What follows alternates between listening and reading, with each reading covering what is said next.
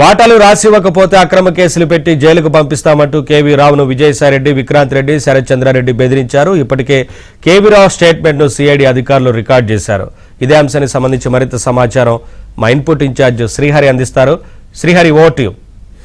నవీన్, 2019 నుంచి 24 వరకు అటు ఏదైతే శ్రీకాకుళం నుంచి ఇటు చిత్తూరు వరకు సాగినటువంటి అక్రమ దందాలు, బెదిరింపులు, భయాందోళనకు గురి చేసి వ్యాపార లావాదేవీలు నడిపినటువంటి అన్ని వ్యవహారాలు ఒక్కొక్కటిగా బయటకు వస్తున్నాయి. ఇప్పటి వరకు కూడా అందరూ ఇసుక లేదా మనకు ప్రధానంగా చూసినప్పుడు మద్యం, దాంతోపాటుగా గనులకు సంబంధించినటువంటి వ్యవహారాల్లోనే చాలా పెద్ద ఎత్తున అవినీతి అక్రమాలకు పాల్పడ్డారని చూశారు. కానీ అంతకు మించి అసలు మాఫియా, ముంబై మాఫియా ఏ రకమైనటువంటి విధానాలకు పాల్పడుతుందో ఆ తరహా చర్యలకు కూడా ఆంధ్రప్రదేశ్లో జరిగాయి అని చెప్పి ఇప్పుడు బయటకు వస్తున్నాయి.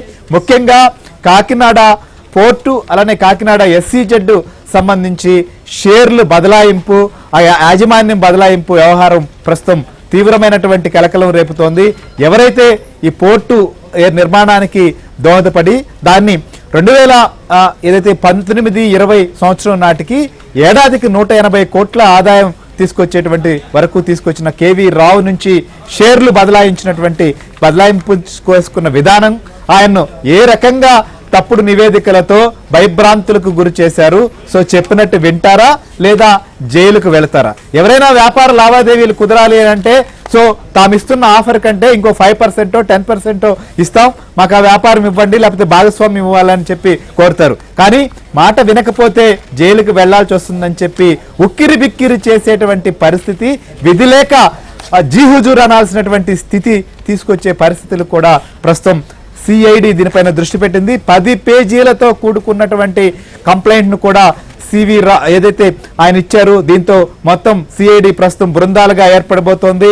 సో కేవలం పోలీసులే కాకుండా ఆర్థిక పరమైనటువంటి వ్యవహారాలు, సో దీంట్లో CA చార్టెడ్ అకౌంట్స్ సంబంధించిన కంపెనీలు వారు చేసినటువంటి లెక్కలు, మొత్తం వ్యవహారాలన్నీ బయటకు తీయాలి అంటే ఆ రకంగా నిపుణులు కూడా తీసుకొచ్చే ప్రయత్నం చేస్తున్నారు. ఇంకోవైపు ముంబైకి కూడా వెళ్ళి అక్కడ మాఫియాని పైన చర్యలు తీసుకునేందుకు ఎలాంటి చట్టాలు, ఏ రకమైనటువంటి చర్యలు తీసుకున్నారో వాటిని కూడా ప్రస్తుతం స్టడీ చేస్తున్నారు. ఇంకోవైపు ఈ లోపల ఎవరైతే కంప్లైంట్ లో ఉన్నటువంటి A1 కావచ్చు, A2 కావచ్చు, A3 కావచ్చు, మిగిలినటువంటి వారందరూ విదేశాలకు దాటి వెళ్లిపోకుండా ఎవరైతే ఉన్నారో వీరందరికీ కూడా విక్రాంత్ రెడ్డి కావచ్చు, విజయసాయిరెడ్డి కావచ్చు, లేకపోతే మొత్తం ఈ బ్యాచ్ శరత్ చంద్రారెడ్డి, వీరందరికీ కూడా లుకౌట్ సర్క్యులర్స్ కూడా జారీ చేసినటువంటి పరిస్థితి. సో ప్రస్తుతం ఈ ఎపిసోడ్ అయితే మాత్రం తీవ్రమైనటువంటి కలకలం రేపుతున్న నేపథ్యంలో ఇటు సిఐడి ప్రస్తుతం రంగంలోకి దిగింది. సిఐడి తీసుకుంటున్నటువంటి చర్యలు, ఇంకోవైపు కంప్లైంట్ దారుడి పైన, కంప్లైంట్ చేసినటువంటి వారిపైన తిరిగి FBI వరకు వెళ్తామని చెప్పి ఇప్పటికీ కూడా ఏ రకమైన బెదిరింపులకు పాల్పడుతున్నారో కూడా దీనికి సంబంధించి డిస్కస్ చేద్దాం. మనతో పాటు మా ఏపీ బ్యూరో చీఫ్ రామారావు, అలానే ఢిల్లీ నుంచి మా ఢిల్లీ బ్యూరో చీఫ్ కృష్ణ కూడా లైవ్ లో సిద్ధంగా ఉన్నారు. దీనికి సంబంధించి